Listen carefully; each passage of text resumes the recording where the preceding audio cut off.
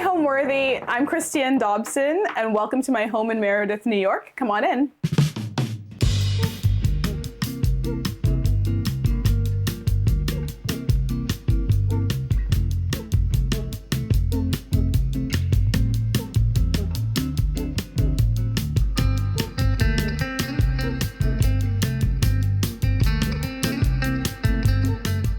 In one of our most iconic Homeworthy tours, we took you inside the historic Pillsbury Mansion in Minneapolis that was brought back to life by Matthew Treadle and Ryan Hansen. Now you can go even deeper into this breathtaking Tudor Revival home with a virtual tour experience from wherever you may live. As they began their journey to start a family, Matthew and Ryan restored Alfred Pillsbury's architectural masterpiece, returning it to its residential roots while honoring its legacy. In the virtual tour, you'll be able to explore the parts of the house that you didn't see on screen, hear directly from the designers about their inspirations and creative process, and access the full source book for every detail you loved at Pillsbury Castle. Homeworthy subscribers get 50% off the exclusive virtual tour experience. Just enter code Pillsbury25 at checkout. Uncover the full story, shop your favorite finds, and get inspired. Simply scan the QR code or click the link in the description box below to start your virtual tour today. You're watching Homeworthy, where we believe every home has a story. Hi, I'm Christienne Dobson, and I'm a designer. We are in Meredith, New York, and we're in an 1830s farmhouse. We found this house by accident. We were originally looking for a larger place in Brooklyn. We have an apartment in Harlem, very small 500 square foot apartment in Harlem, and we wanted some more space and some greenery. So we were thinking about buying something larger in Brooklyn, and with the complications of finding property in the city, it ended up not working out, and we were visiting some friends up here, and we went to this event called Taste of the Catskills and ran into a real estate agent who we just were chatting with, and we gave her this very hilarious contradictory list of desires and demands for what we wanted here if we could have our ideal property. The real estate agent said, "I know exactly the property for you. It's perfect. The only thing it doesn't have are mountain views, but you won't care once you see the property." And she drove us here the next day, and we walked around and fell in love. It was absolutely beautiful, and it had all of the ridiculous contradictory things except the mountain views, and she was right. We did not care. It was absolutely lovely and perfect for us, and we ended up moving forward with buying this, and yeah, it was a great decision. I'm really happy that we did that. Welcome to my kitchen. When we first bought the house, it definitely looked a little bit different than it does now. We did a couple of changes. When we first got these cabinets, we thought that they were going to be too tall because the ceiling in here was incredibly low. When we started doing renovations, we found out that there had been a fire in this kitchen at some point, and the ceiling was completely damaged. So what they had done was built a ceiling below, so which lowered the ceiling to like 7 feet in here. And then in the attic space above us, they just built a floor on top of that. So there's actually like a step up to get into the attic space. So they just sandwiched the damaged ceiling in between two other, like a ceiling and a floor. So when we started doing the renovations in here and taking things down, we ended up having all of this ceiling height. So where the top of the trim is in here, that's actually a little bit taller than the ceiling was. We added the trim to just, cap off the cabinets, but I was so worried that these cabinets wouldn't fit, and they were perfect. There was originally a window, like a larger window in here, which we moved into the mudroom. and we got a smaller window just to keep some light coming in from the porch. We have light coming in from the door. A few other kind of differences from what the original kitchen looked like. Some large doors that go out onto the deck. That was originally a window. And over here where we have like the hutch and the bench and everything, there was actually a door that went out to the deck that we completely closed off. And this was a laundry area. One of the things that we kept, which I didn't think we would, is the wood stove. It looks like kind of a beastly oil drum, but after our first winter here, I fell in love with that wood stove and I will never get rid of it. Originally, I kind of wanted something a little bit cuter that had, you know, like the glass door so you could see the fire, because I like those cozy woodsy vibes. But this wood stove is incredible and it can heat the entire first floor of this house with like some of the other doors closed. It's a workhorse, so it got to stay. One of the other things was I was really influenced by kind of like English scullery kitchens, and I felt like that would be a really good fit in like an old like Greek revival farmhouse. It felt really good. So I had been looking for a table for a really long time, and all of the things that I found that were a little bit close but not quite right would not fit. And they were actually too small and incredibly expensive. So Chris and I, like my husband and I, are pretty handy. We decided that we would just build the table. I sketched out what I wanted and he and I built this table. We made like an area so we could have stools so people could sit. So it's a little bit inset. And then along the base, we did, you know, like a little shelf so we could have all of the stuff that we want to grab quickly, just easily at hand. And we actually also built some drawers into it, which I never want to build drawers again. They were the hardest part of this very simple table, but it turned out really great and I absolutely love it. We also ended up like building out this bench in the corner because we thought it'd be a really nice spot for people to like hang out and sit. A friend of my mom's, when we got the house, gave us this hutch that she had because she thought it would fit with the farmhouse, and it really does. I really like it a lot. We also, so the cabinets are a shaker, and you know, I wanted to keep a lot of really like natural tones in here. When we were working on the kitchen, our contractor actually built this countertop for us, and one of the cool things is we went into his barn. He actually lives right up the road from us. He's literally like a minute away. We could walk to his house from here. We picked out boards that he had, and these boards were actually cut from the woods that go behind our house. So they're maple, and you know, like not directly behind our house, but the woods behind our house like go all the way up behind his as well. So this was off of his property, but they're the woods that kind of like follow through. So they're local maple countertops, and I really like having a natural wood. And I know it's not everybody's taste because as you can see, like it's, you know, like we haven't been taking care of it the best. So there are some cracks and splits and it starts to stain. But what I love about it is the patina, and you know, like people love those old butcher blocks and things like that, and it's like they got that way because of use. So we use our countertops a lot, and they're definitely aging, but I really love them. And you know, we thought about maybe putting something else in, maybe doing a stone, but I really love how they're wearing, and yeah, they'll be around for a while. And, you know, worst case, if we ever want to replace them, it's an easy replacement.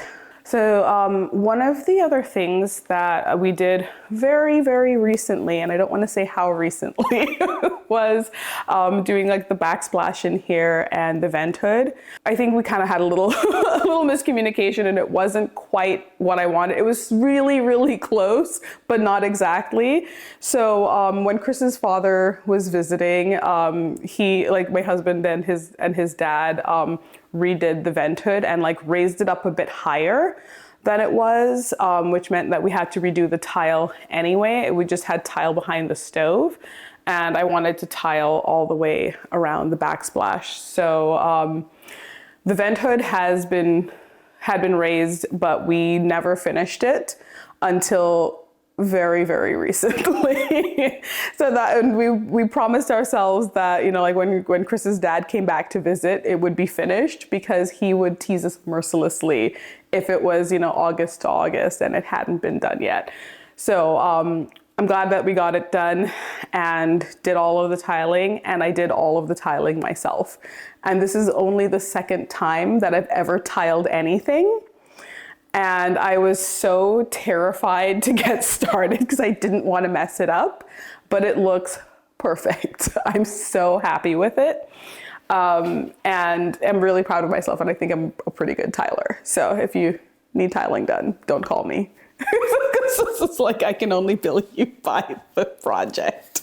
It took me a very long time, but it looks really good, and I'm incredibly happy with how it turned out. The overall style of our home, I would say, is casual country. We live in a very rural area. We do have a legitimate mud season, and it's no joke. So, you know, like we wanted things to feel like just comfortable and relaxed, and we also have a small child. So we wanted things to, you know, like you can just come in from outside, throw your things down, and not worry too much. And yeah, we just wanted things to be relaxed and feel right for the house. Owning an 1800s farmhouse has been a really interesting little journey. One of the great things is when we got the house, it was in really good shape. The people who have had it for years and years before really did a great job taking care of it. This house was loved and really taken care of. And the things that, you know, like they couldn't really do, they just kind of covered up, which is great. Because, you know, like we were able to come in and like take things out and have things mostly intact, which was really lovely. But, you know, like old houses have their quirks, new houses have their quirks, but, you know, you just roll with it.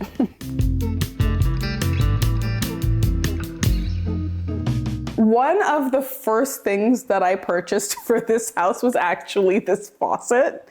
And I'm sure you have probably heard of Duval. Incredibly beautiful English kitchens. And I love them. I do get a lot of inspiration from them when it comes to like kitchen design. Like they are fantastic. So one of the first things I bought was this faucet.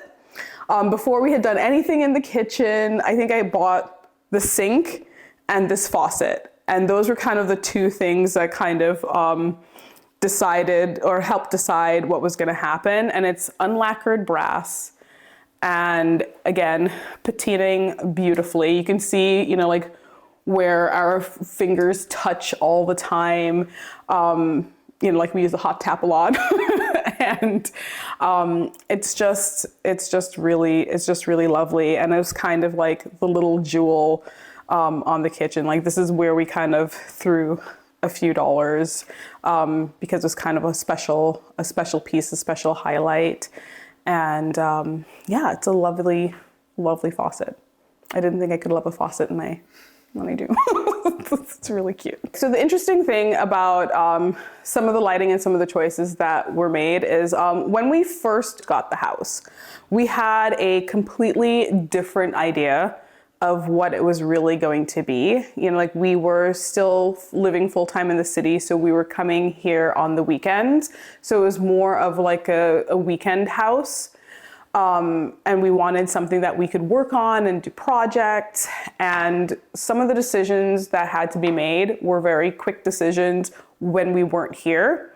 So not everything was exactly, I guess, like how we wanted it, because it was very quick. It wasn't kind of like a very thoughtful design. Things are only really coming together literally 6 years after we've bought the house. But with the lighting, I needed to get lighting very quickly. and I actually found the pendants online, but all of the lampshades were bought at antique stores locally. And I had been searching and searching every time I go to find these kind of like old industrial green like lampshades, and not all, and they don't all match. They're all completely different and different sizes. So this one's a little bit bigger, and like the top is a little bit simpler. I think this one's like a little bit smaller than this one, because they were all bought at literally completely different times. And I was just kind of like, I wanted them to be similar, but they didn't need to be exactly the same. And yeah, I think they look really great, and the classic green. Some of the other fixtures I bought online with the idea that I would either sell them off and replace them once I, like figured out exactly what I wanted. And once they were up, they just felt really right. And, like these fixtures kind of set the tone for everything else. And, like I had I think I had that larger shade first, and then I got these, and everything kind of like flowed from there. So you can kind of see like, but between the lighting in here and the lighting in the mudroom, they're all very similar in style. A lot of the art that I have in the house was either things that I found at antique stores, some things that I bought online, and a few other things that I bought directly from artists. And these two pieces I got at an art show in Brooklyn from the same artist, and he is wonderful. I really like his work, and the pieces that I could afford were these really little ones that he did as kind of like these like quick body studies. And I love the colors, I love the movement in them, I love the texture, and they just felt really fun and right in here. The other piece that I got was from a local artist. She lives in Walton, and she is wonderful, Caroline Faye. And she does a lot of like birds and nature scenes and things like that. And they feel really soothing. And I really enjoy her work. So that was a piece that I got from her. And this little piece up here was actually a friend of mine that I used to work with. She lived in Brooklyn at the time, and it was during COVID. To help her with her just like coping and things like that, she did a lot of art, and she gifted a few pieces to people, and this was one of hers. It's an orchid series that she did in April 2020, and it is, yeah, it's really very special, and I appreciate that she was able to get one of those. So we have a lot of trout in upstate New York, so we always have to have like the little brookies, the brook trout, just to remind people of where they are. And this other piece is an artist from the UK, from the Lake District in Northern England, and we have like a bunch of prints of his artwork throughout. Again, like I really like a lot of the similar colors, either muted or bright, but a lot of blues and greens and peachy colors and stony colors and things like that. So you'll see actually like a lot of his artwork throughout our house. The dry sink, which is just a pretty cool piece, we actually got at a local antique store here. And it's been like a really good workhorse in the kitchen, a lot of things stored in there. And like a great place to just, like set things down, and like easy reach for little fruits and things like that for our daughter. So you can just like help herself, which is really nice. All right, and now we're gonna move into the living room. All right, now we're in our living room. The living room, when we first got the house, it was incredibly dark. It was painted a really, really dark gray. And because there was actually a wall here, there was a double door opening, like where the plant and the lamp were, but it felt really dark in here. So one of the first things we did was paint everything white, just to take a breath. And then we kind of decided where we wanted to go with the room. And surprisingly for me, I actually really love the white.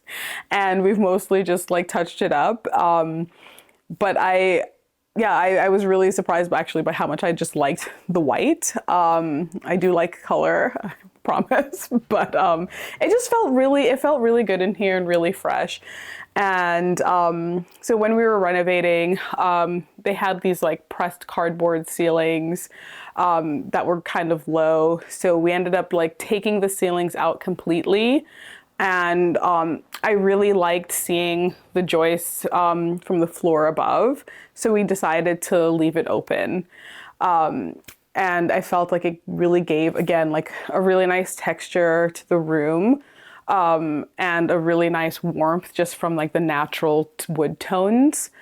And, you know, as I mentioned, there used to be just a double door here. And we decided that, you know, to just get more light into this room and to make the two rooms feel a little bit more connected, we wanted to just widen the opening. I didn't want to get rid of the wall completely because I felt like I wanted to keep the overall like structure of the house the same and have this be the living room and that be the dining room, but just have them feel a bit more connected. So what we did was we just widened the opening, but essentially just kept it exactly where it was. My husband and his dad did the trim around the opening because I wanted it to match exactly the original trim. So they did that, and it looks really quite perfect. And like all the trim around the windows, because the windows are new. The windows that were here were not the original windows. And I wanted something that really matched what was originally here, so it felt right for the house. So when we replaced the windows, we redid the trim. And the not funny story for my husband, but funny story was, you know, like we had our contractor do a lot of the work for us, like the kind of the heavy lifting type things and not so much the finishing. But I asked him to match the trim exactly, and it was similar, but not the same. Like the little bullnose edge was kind of like proud of the rest of the trim, so it felt almost like you know, like a oh my God, like a picture frame, and it just was not correct. So I had Chris take all of the trim off and cut it back 1/4 of an inch to make sure that it lined properly. And now it matches the original trim exactly, because we have, you know, places where there's original woodwork that meets new, and you can kind of see here, I didn't actually force him to change this. So you can kind of see here where the trim is proud of the rest of the face here, and it doesn't really match. So this is a project for another day, but not for right now. But he did a really great job, and typically that's why, like, I personally like to do all of the finishing, because, you know, like we have the time to really like make everything exactly the way we want. You know, like when you're doing a job, you need to do the job and get out. But you know, like we can spend the time to be meticulous and have it exactly the way we want it. And those details really make a difference, especially when in an old house where you do have old trim meeting new. It really needs to match. The floors in here were the original floors. They were painted purple in here. Not my style, but they were in fairly okay shape in here. So what we ended up doing was just giving it like a light hand sand, because like we weren't able to get an actual sander in here because we have a lot of like the metal nail heads that pop up.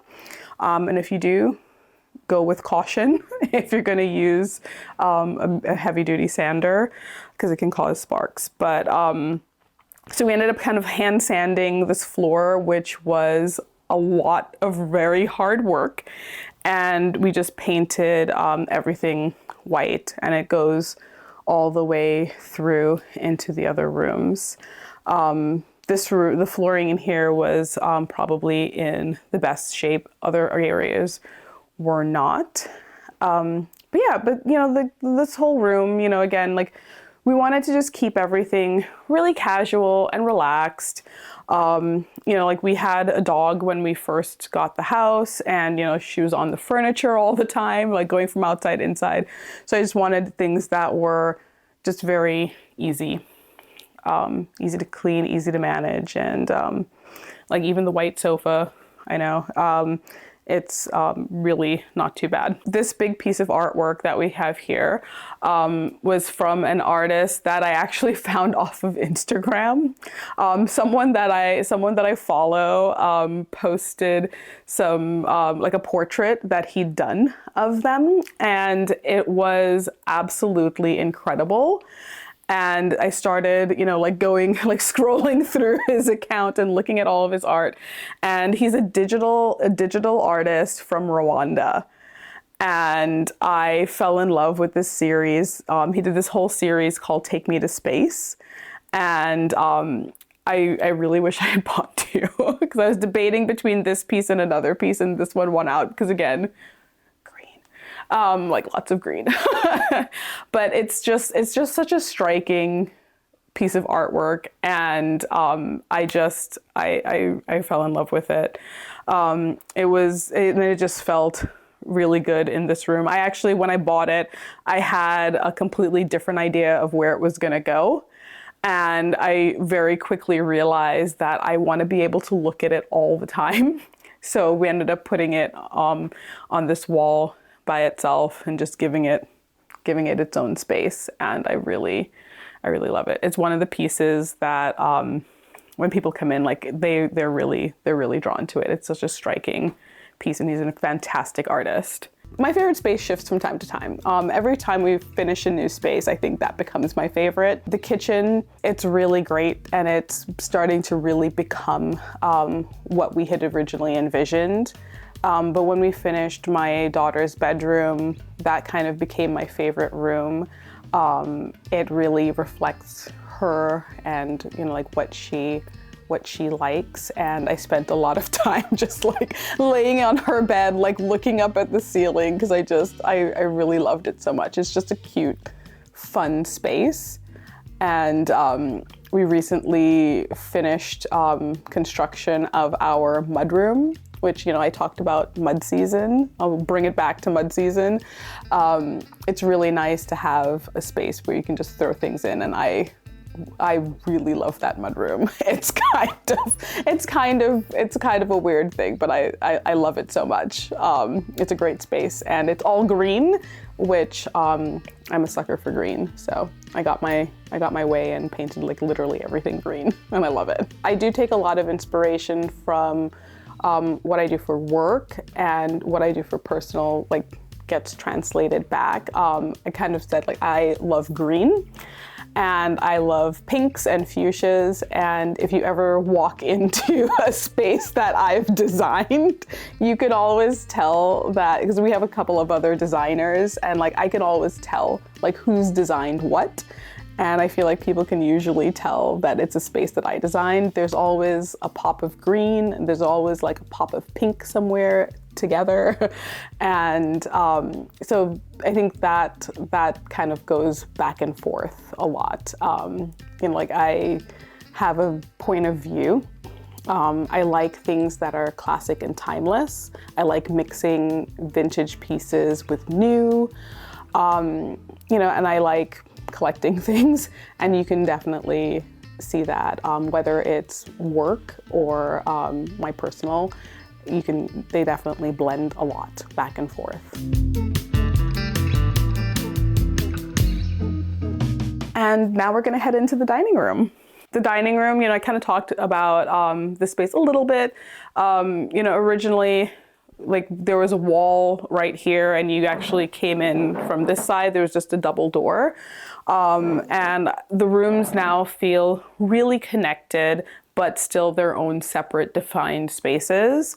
And again, like we do have a child, so there's a mix of like kids things in here that she likes, whether I like them or not, things that she likes, and like kids things and adult things, and just trying to make sure that they blend really nicely. So she's got like her little basket, she's got like her easel and everything like set up. She likes to paint. So she's got her own little space. And again, in here, like we kept the ceiling completely open. And some kind of like quirky things is there are two sections of the ceiling in here that were actually filled in because when the house was originally built, there was definitely a fireplace or wood stove that was in between these two rooms. And there's a massive hole that goes up to the second floor. So we ended up infilling two sections on either side just so they felt the same. We didn't need to do two over here, but we did two over there. So I just wanted them to be equal and intentional. And there was also a bathroom that was moved at some point right above a portion of the dining room. So there was a massive hole and a pipe that went all the way through to the cellar as well that needed to be taken out. So to kind of, deal with those areas, we just closed up the ceiling in those spots, and I think it still feels really good. And the good thing about an old house is like quirky is fine. So it works out. Again, like the trim above the door, Chris and his dad built all of this trim to match exactly what was here, just wider. And as you can see, the trim matches the windows, and everything looks like it has been here forever. The trim over the door is the original trim. That thankfully didn't have to be changed and was saved. And everything feels like it has always been here, and that's exactly what I wanted. I didn't want anything to feel odd and out of place. The bookshelves were something that we decided to build in as well. I wanted like a little spot to sit and read. And so we built out this bookshelf ourselves. The base cabinets are actually IKEA. And the upper cabinets are Billy bookcases that we cut down and customized to make them feel really built in. And again, kind of going with that, like you hodgepodge where you have to, and you get nice things in some places, and then you hodgepodge where you can. We did the lights up here that are hardwired. Actually, they're a plug-in. So there's actually a plug at the very top of the wall where everything has gotten plugged in, because we didn't want to hardwire these, and I don't think they were available. The dining table, again, I wanted something that was sort of a custom size that fit in this space. So we actually bought the legs and built this table. It always has a tablecloth on it, so it doesn't have the cutest top. We actually used an offcut of plywood. So, so we actually used an offcut of plywood. And since it always has like a tablecloth and a pad underneath it, I have not felt the urge to replace it. But it works incredibly well, and it was exactly the size that I wanted for this space. And then the chairs we actually got from a restaurant supply. I wanted that same kind of like old bentwood style chair. I'm originally from Trinidad, and my grandmother had a ton of beautiful, like really beautiful bentwood furniture. And I've always been drawn to it. It's a classic, a very classic chair. And I wanted to have something that was evocative of that here as well in our home. And they're just a great, comfortable chair. Working in retail, we get a lot of like cool stuff when stores are closing or things are getting moved out. So this light fixture actually came from the old Henry Bendel store in Manhattan. When they were closing down, they were getting rid of a lot of stuff. And I got some, not everything that's here, but I got a lot of really cool lighting and a lot of just really cool furniture and pieces from that store. And this one I held on to specifically to go above the table. It was such a cool piece, and I got it for a steal. And it's really nice. It's incredibly heavy, but a really, really great fixture.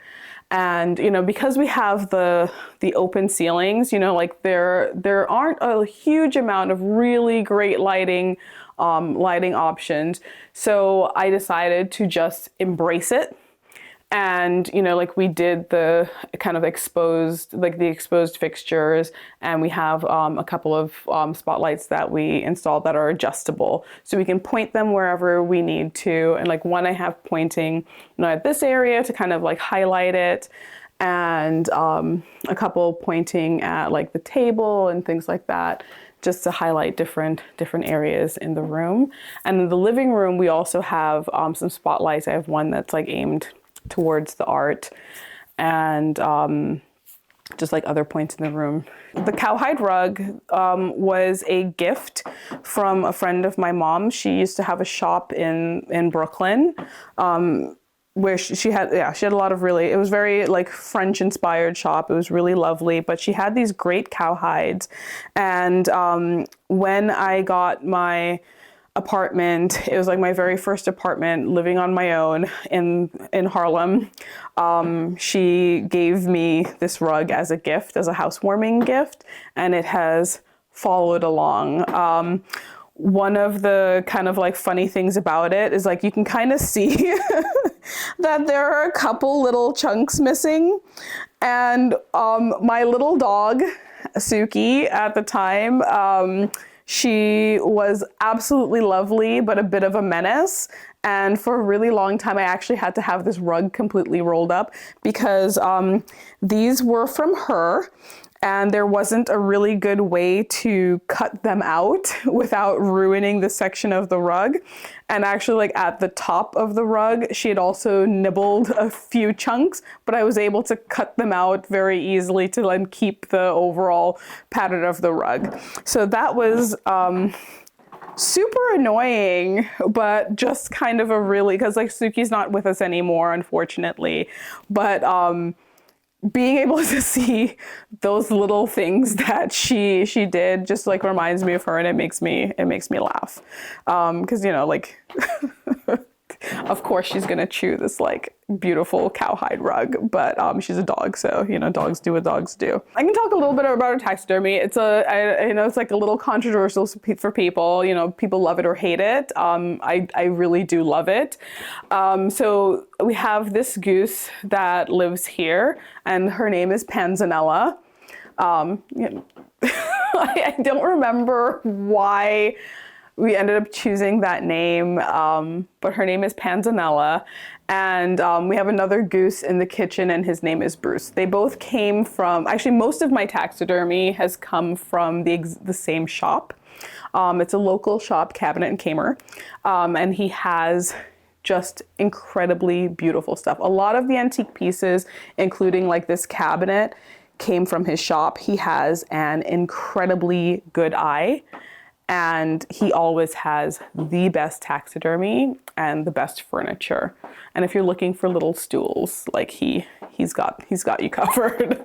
Beautiful stuff. But one of the I think I'm trying to remember when I got this. He used to have a store in a town called Andes. He now has a shop in Franklin. But when his store was closing, he was kind of like clearance sailing a lot of his taxidermy, and I got a lot of pieces at this time.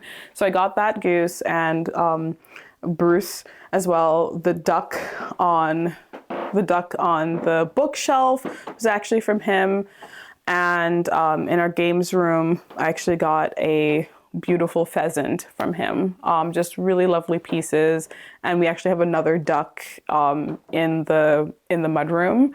And what I really like is that they're interesting pieces, like the way they're mounted is really active and kind of lovely.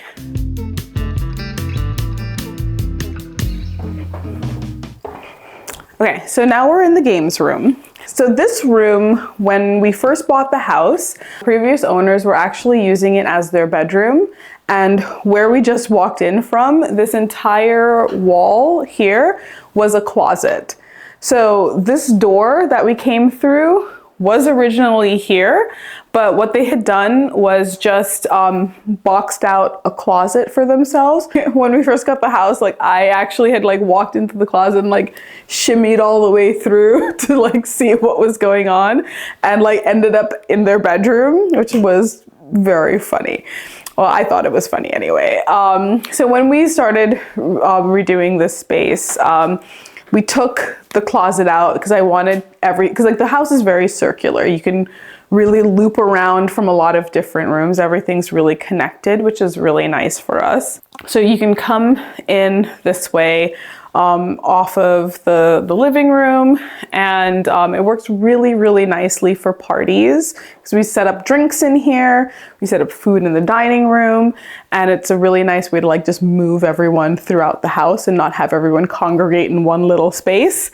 So we decided that we're gonna really have this be a games room and a bar, and Chris and I built out this entire bar ourselves, and I did some major lighting and wiring. And one really fun thing is this is all lit, and like I did this work myself, so I'm gonna like just give myself a little pat on the back. But yeah, so we really like Scotch. So we have like a little, it's not a huge Scotch collection, but some of our favorites. We like to travel a lot. Like my husband's from the UK, and we have friends in Scotland. So we go to Scotland and North Yorkshire. And I'm originally from Trinidad, so you got to have some of the, Angostura and Royal Oak. And yeah, so we've got like a fun little collection of a lot of things that we like. And Chris makes beer. He does a lot of really incredibly good homebrew. And I'm not like tooting horns. We actually won a local cider an amateur cider like amateur being the key word there, cider competition at the end of last year, which I'm really, really proud. Anyway, I'm really proud of him. So he's a great brewer, and he makes a lot of like English style cask ales. So he wanted like built-in taps. They go down under the sink and into the cellar. And then we actually brought this hand pull back from the UK. So Chris got it on eBay or something, but we had to have it dismantled and brought it home in our suitcases when we were visiting his parents. So it's pretty cool, and it works. It's not connected right now, but you can do like hand pulled cask ales, and it's really wonderful. And then a couple of like little vintage and antique pieces of barware. I got this at an antique store in the UK. You can set your drinks on it to drip dry, and some of the other glassware and stuff. Some of it's vintage, some of it's new. Some of it actually came from a local restaurant. One of our really nice friends, they have this lovely restaurant and cafe in town called Hollow. And I had found these little glasses at a shop in the city, and I had only found 4, and I'd been searching and searching because I really like them. They're great little coupes. They're really nice weight. They're not like particularly special. I think they're like vintage Libby, but it was really hard to find additional ones. And a lot of the lots of them for small lots were incredibly expensive. I got like the first 4 for $1. So it was like, really, I wanted free glasses. And what was really funny is at that restaurant, I had been like chatting about coupes, because they had these like all these different types of coupes for drinks, for cocktails at their restaurant. And she came out with a few. And I was just like, oh wow, these look almost exactly like the glasses that I have. And you can kind of tell like they're just slightly different. And I can't remember which ones are which, but I think they're just from different years, but they're the same like Libby glasses. And she gave me a lot of them because they decided that they weren't actually going to use them for the restaurant. So thank you, Eden, for the extra glasses. They're really lovely, and I like glassware and barware, and we have a bunch of like different types of glasses that we've gotten. Some are new, some are vintage. Some we got at breweries that we've been to, some of our favorite breweries in the UK. Yeah, so the pheasant, again, we've got like more taxidermy. This is the pheasant that I was talking about earlier that we got from our friend's shop. Just again, like a really lovely piece. And to keep the games room idea, like we had to have a pool table. It is the major piece in the room. And, like we had to get something on the smaller side just to really fit in the space. We didn't really build the room around the pool table, which I know a lot of people do. We just got something that would fit. So, in an ideal world, it would be larger, but it's kind of like a small English bar size pool table. And it fits really well and works really well in here. And one of the little quirky things that we did with the paneling, because like we designed and installed the paneling, it's very simple, but one of the things that we really wanted to have was this shelf, and it's a proper shelf. So if you are having fun with friends in here, you can actually set a glass down wherever you are around the room. So you could always have a place for a drink to land or your pool chalk. So that was one of the things that we wanted to make sure of. So like all the way around the room, there's the little shelf, so you can park a drink there when you're playing. This room is really for hosting, and it also doubles as my husband's office. So he's got the coolest office. He's got a full bar and a pool table. And then a lot of the artwork in here, most of it is from Northern England, North Yorkshire, where my husband is from. Originally, we were kind of thinking that it would really just be kind of like bar art, like different bars that we've been to. But we found all of these pieces that we really liked. And again, like ideas change, things evolve. And we decided that we would have, some shots of the Lake District, Yorkshire, and things like that, but mostly trying to keep it sort of like, like English pubs and things like that. The only thing that kind of is a little off theme is the McSorley's Alehouse print. It's still a bar, but it was like one of the first bars that Chris went to when he came to the US, because if you're a beer person and you're in New York, you have to go. It's like the oldest tavern in New York. And so that's the only odd man out, but everything is kind of like English and kind of like evocative of like where he's from. And one of his cousins' wife like did this lovely. She does a lot of like pencil drawings. Another very talented. I feel like we know a lot of very talented artists, but she did these incredibly beautiful like sketches of dogs and a lot of animal prints and things like that. And I have a couple in Charlotte's bedroom that she did as well. But yeah, it felt really good to have this like piece in here and something special from her. Okay, and now we're gonna head upstairs to my daughter's room.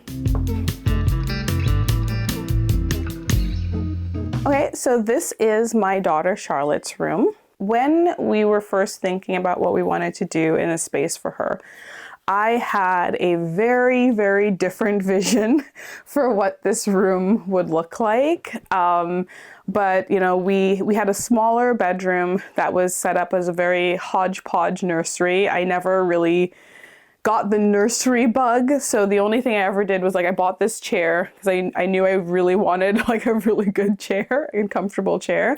But we kind of threw things together because we knew it was going to be a bit of a transitional space. But this room we had decided was like going to be her bedroom that she grew into. So she was a little bit older when we started to kind of like think about moving her in, and she had opinions. Not a lot of them, but she definitely gravitated to some colors that are a little bit outside of my comfort zone.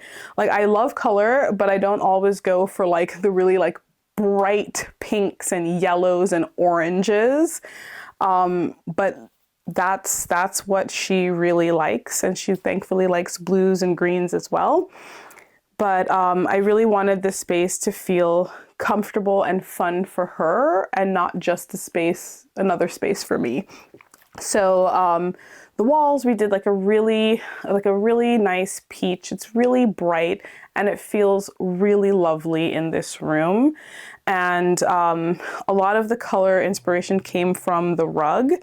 The rug was the first thing that we got specifically for her like big girl room, or I mean she's like 3.5, but you know, her slightly older kid room. And that's kind of where we started like leaning into the colors. And then the wall color came, and I didn't want everything to be pink. So her bed, you know, like we painted the bed a nice blue, and built her like a little rail and painted that blue. The little accent table is like a nice, you know, blue, and the yellow lamp, which she really, really likes. Or just like kind of all things for her. The curtains were kind of like a fun ad. Like I found curtains from like West Elm that I really liked, but we needed them to be a lot shorter than was available. So I am not a sewer. Like I am crafty and I am capable of doing a lot of things, but for some reason I do not have the energy and patience for sewing. So, but I can do, you know, like the hemming tape and an iron, and I'm very precise. So I was able to cut the curtains and make them the length that we needed. And I just tried to make sure that the top aligned similarly to the original, and like try to keep the pattern, matching, generally the same. So you can't really, like if you're really looking, you can tell that, you know, like I cut them and rehemmed, but overall I think I did a pretty decent job, and they look really nice, and they were the length that we needed. There's also a radiator, a pretty large radiator in here. This is really like the warmest room of the house because it's got a very oversized radiator for the size of the room.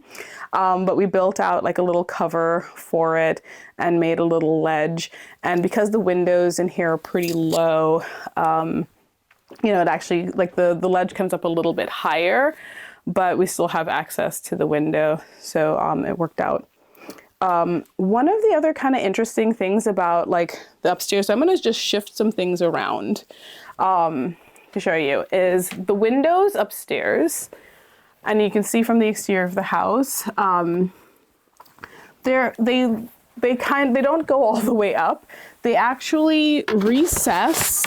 The window itself actually recesses into a void up here, because on the exterior of the house, this is where the trim on the outside actually meets the top of the window. And it's kind of like a classic like Greek revival house. So all of the trim, like where it hits on the outside, like, you know, you don't end up having like a full height window. So all of the windows upstairs are all of these short, you know, like 3/3, and they all recess up into a void in here. Yeah, so that's kind of a fun little thing about those windows. The light fixture in here, you know, like I kind of love West Elm. This is a fixture that came from there, and like one of the things that I really again liked about it is I love ceramics, but I really love things that are textural. And it's like what was really beautiful about this piece was it felt very floral, and it had like a great edge detail and a lot of texture, and it gives off really great light. It diffuses really well in here, and it looks really great on her ceiling. So then some of the other art in here, there's not a whole lot right now. Again, like one of the things about this house is, you know, it's definitely been something that is evolving over time. Not everything's perfect, and it's never going to be. But, you know, like things are being done in stages, and, you know, like not everything's 100%. But, you know, everything's kind of like a work in progress. One day maybe we'll be done. But the same artist, Elizabeth, like she, like my husband's cousin's wife, like did all of these like animal illustrations. So this with the little bunnies was from her, and we also have this other one kind of hidden back here. Eventually it'll be hung up.